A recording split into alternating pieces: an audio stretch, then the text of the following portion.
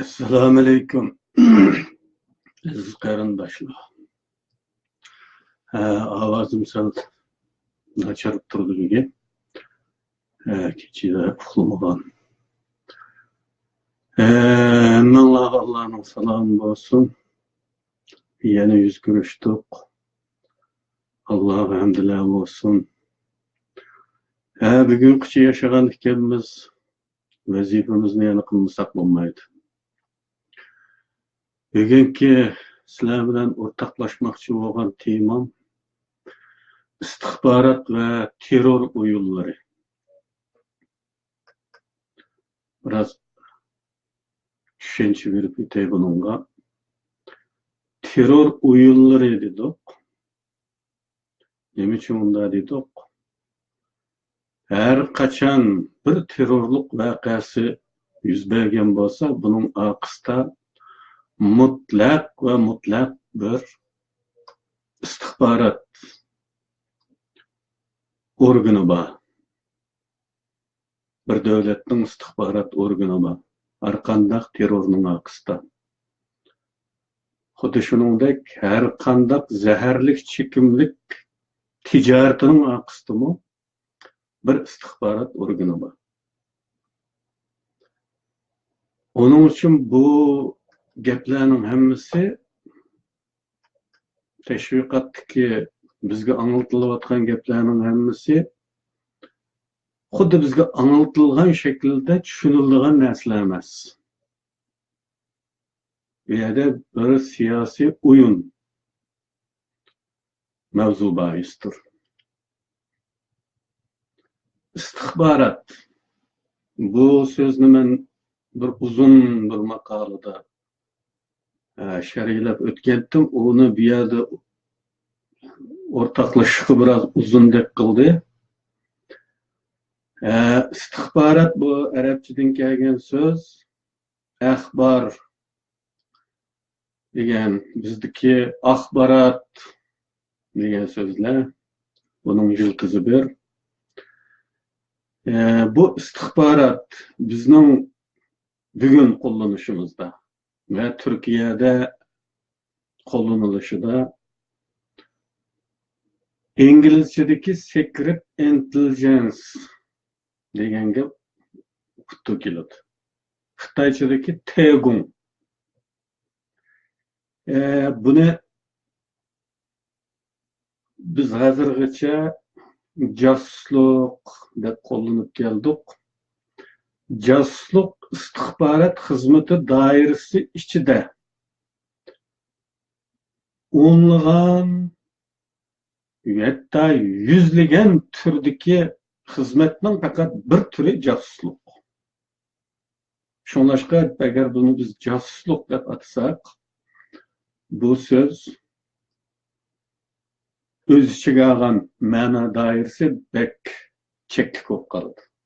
Şunlaşka bu istixborotni shunday tushunsak bo'ldi. Bu jasuslukni o'z ichiga olgan, anti jasuslukni o'z ichiga olgan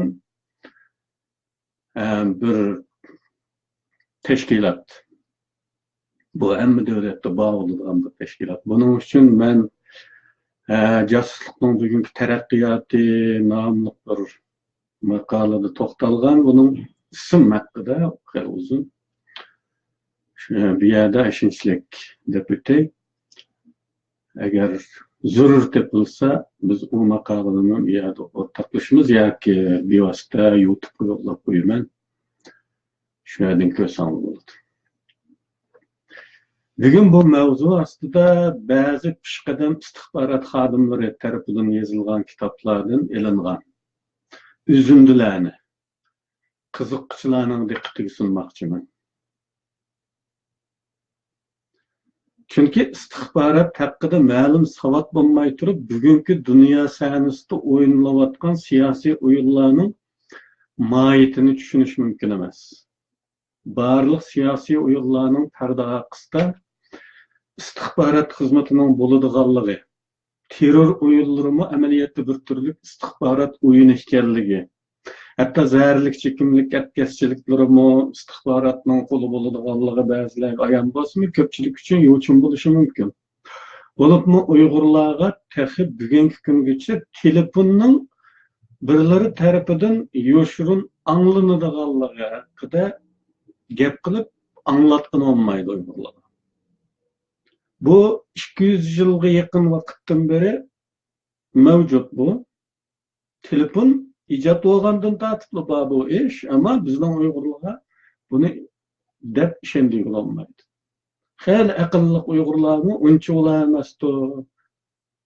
Neçe yüz ming telefonni, neçe milyon telefonni qanday anglab bo'lalaydi. Bu kadar oddiy.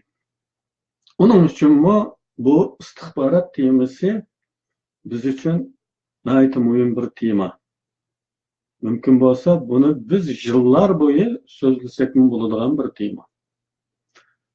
Endi bu yerda faqat qisqa uzundilar bilan cheklanamiz.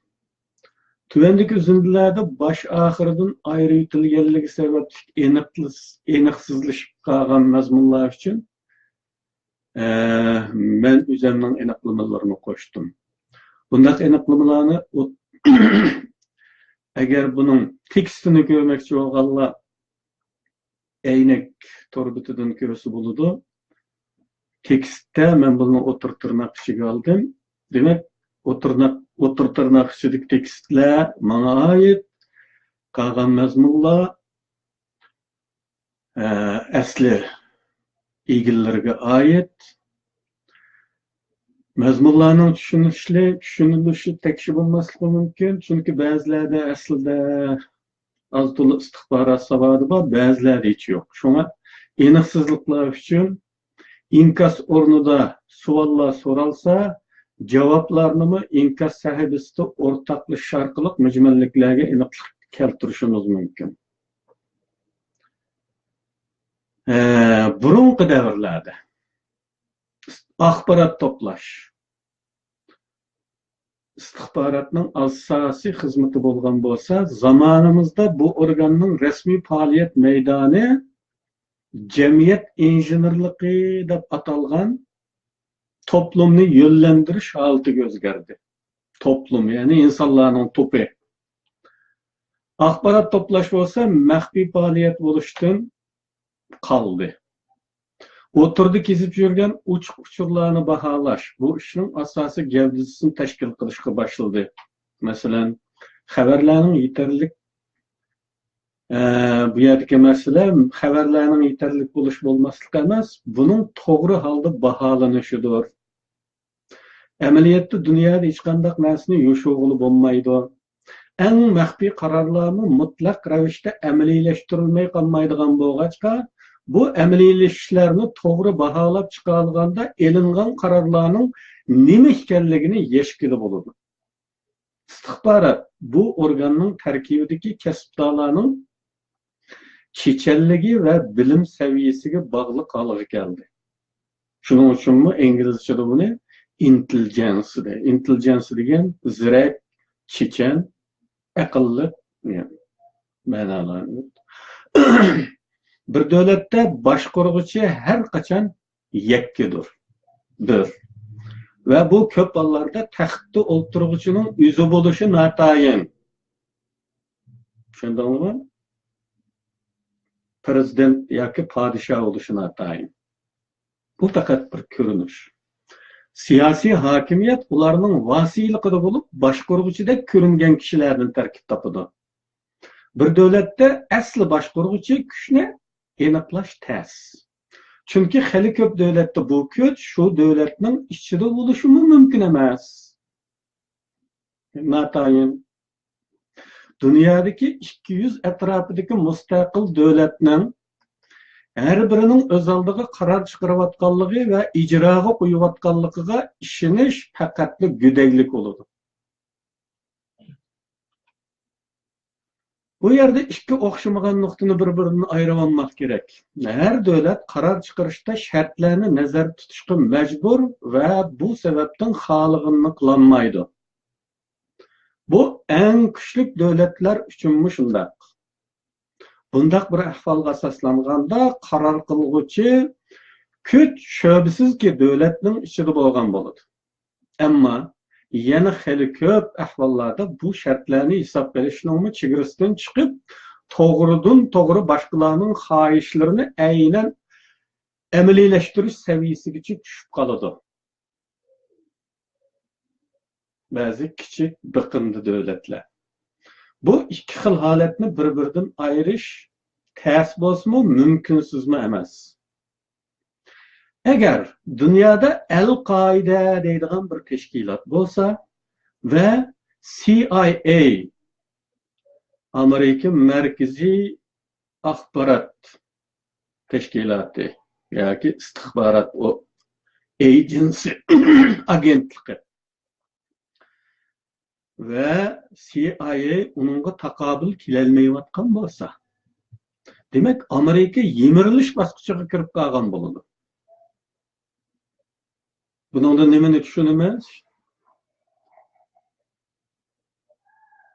CIA Al-Qoidani izlayotgan bo'lishi notayin degan gap.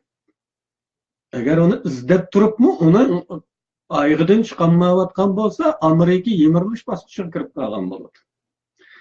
Başka bir maxfiy organ onu uçunu tapqılı bo'lmaydigan chegish jip to'pi bilan o'ynashga mahkum qilgan bo'ladi Amerikani. Ammo men bu asli aktor bu men CIA'ning bir adımının bu tashkilotni tutish qo'ydi ekanligiga ishonmayman. Masalan, G'arbdagi istixborot tashkilotlari bir solchi, bir o'ngchi, bir faşist, bir kommunist tashkilotga singib kiradi. Uni qo'llanadi. Solchini o'ngchiga, kommunistni faşistga o'ltirgizadi. O'ltirguchilar bo'lsa, o'zining siyosiy g'oyalari uchun xizmat qilganiga ishonadi. Bu qarorni o'zimiz chiqarib, o'zimiz qilyapmiz deb o'ylab qoladi. Bu ishlar mana shunday boradi.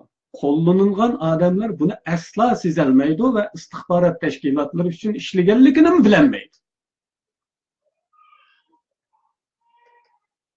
Dunyodagi cho'ng istixborot organlari terrorchi tashkilotlarni qurol sifatida qo'llanadi.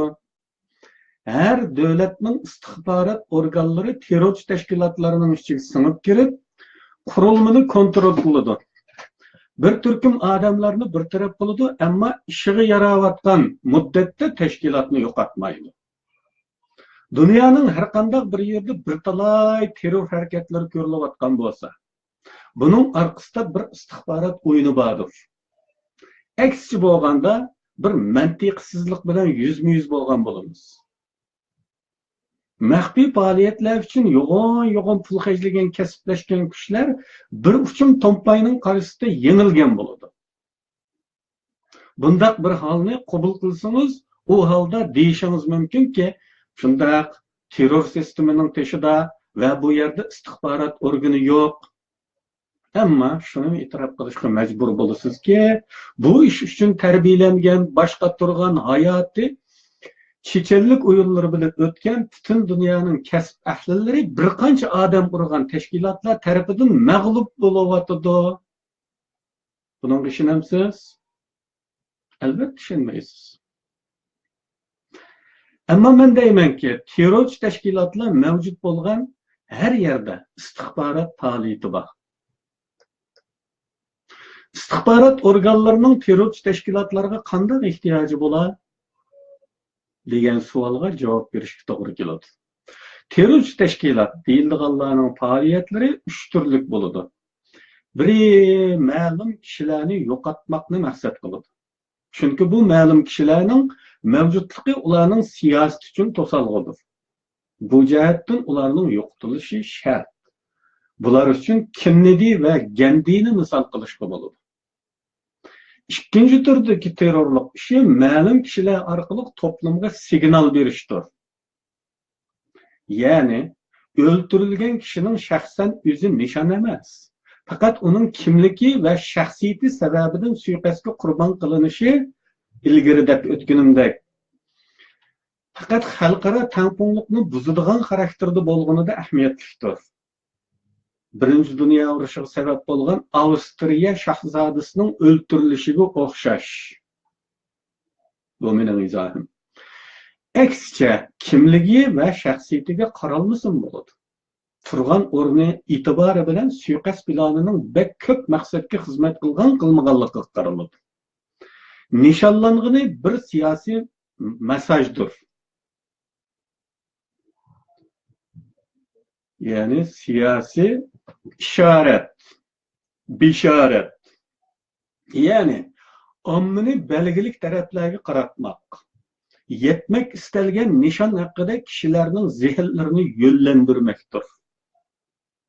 Mesela nişan şundak tanlandı. Bir nefer Atatürkçü tepan. Bu Türkiye için. İsim keyin belgilensin boludu. Teşkilat bunu yüzü tanlısın boludu. Yuqoridan berilgan buyruq har qanday bir kishi bilan aloqador bo'lmasligi mumkin. Plan ijro qilindi va tanlangan kishi bir taraf qilindi. Jamoat fikri va siyosiy mexanizm istalgan yo'nalishga yo'llantirildi.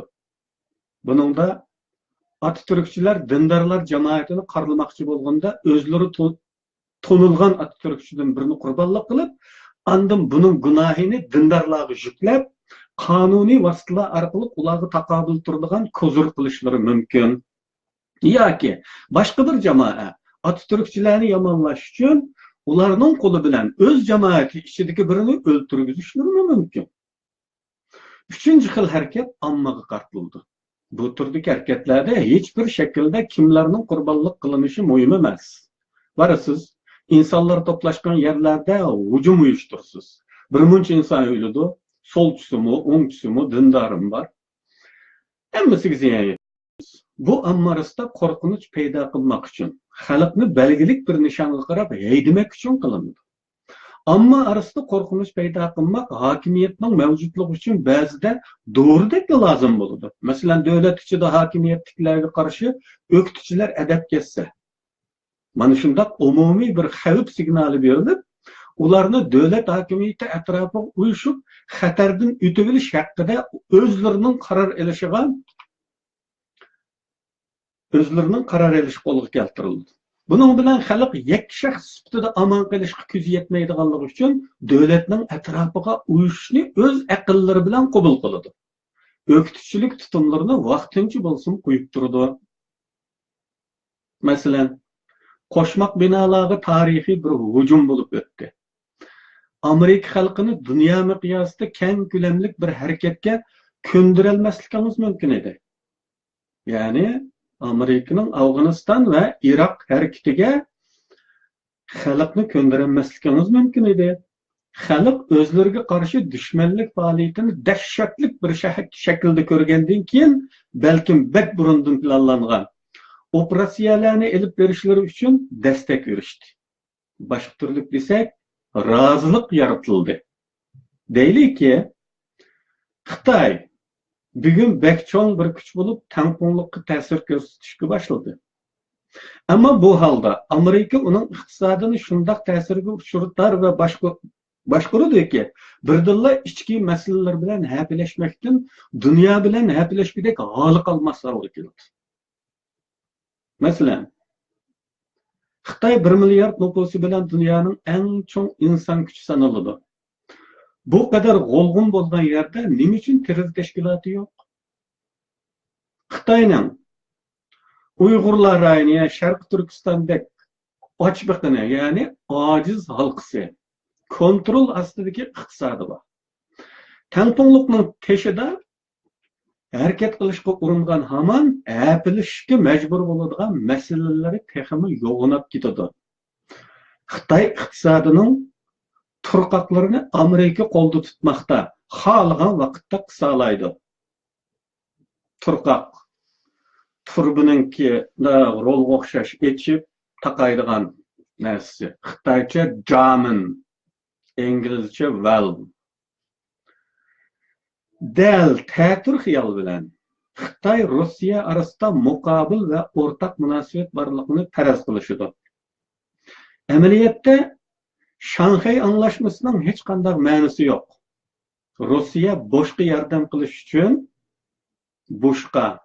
yani Amerikaga yordam qilish uchun ba'zida Osiyoda bir tahdid maydonga keltirilganligini ko'rsatish maqsadida birmuncha ko'rak ko'rsatdi. Nəhayət aniqki, Amerika hökuməti bundan faydalandı. Qarang, qarşımızda cho'ng kuchlar bor. Bizga qarshi birlashmoqda. Qurol sanoatiga mablag' solishimiz kerak. Bunimiz tahdid ostidasiz, ey Amerika xalqi, deydi va siyosatini yurgizdi. Rossiya harbiy jihatdan pat Amerikaga tahdid solishga majbur. Bu Bush uchun qo'llash demakdir. Bushmi bu qo'llashdan foydalanib qurol sanoatiga mablag' soladi. Mudofaa chiqimini orttiradi. İnsanlarni bir narsaga ishontirmak yoki bir harakatga ma'qul qilmoq uchun yo nasihat qilinadi, yo nimaning to'g'ri ekanligi tushuntiriladi. Agar yetarli kuchingiz bo'lsa, majbur qilishingiz mumkin. Shug'ulisi bu toza ta'sirli bo'lmaydi. Nasihatmi u quloqdan kirib, bu quloqdan chiqib ketadi. Zo'rlangandan odamlar qochadi. Eng ta'siri bo'ladigani insonlarning qilishga tegishli ishga o'zlarini qaror bergizishdir. Buning uchun muvofiq shartlarni hazırlaysiz. Qarşınızdaki sizning talabingiz bo'yicha harakat qiladi. Ammo buningga o'zim qaror qildim deb o'ylagachqa harakatini qat'iylik va johillik bilan davom qiladi. Shu kunlarda Ironni o'z ichiga olgan bir sunniy shia to'qinishi yoritilmoq istenmoqda. Amerika'nın ta baştan beri siyaseti İslam dünyasını bir bütün halda karşısına almak ornaga öz arasında tokunuşturmaktır. Öz gücünü işletmesinden İslam dünyasındaki asaslık tokunuş noktalarını gıdaklaş arkalı karşısındaki güçünü bir taraf kılışının çotunu sokmakta. Yukarıdaki nakilla, asasen nakilla, bir az izahatların bağırlıklarda resmi istihbarat organlarida ishlagan pishqadam josuslarning aslimalaridan, bayonlardan ilindi. Bu mavzu yana davomlashadi qarindoshlar.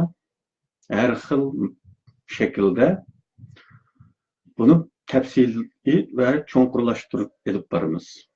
Bugun mushayakchi bo'lsin, hammanglarga Allohning salomlari bo'lsin. Anlığınlar üçün həmmənlərə rəhmət, ortaqlaşıdığanlarga aldınarlar rəhmət eytimən. Allah sizlərdən razı olsun.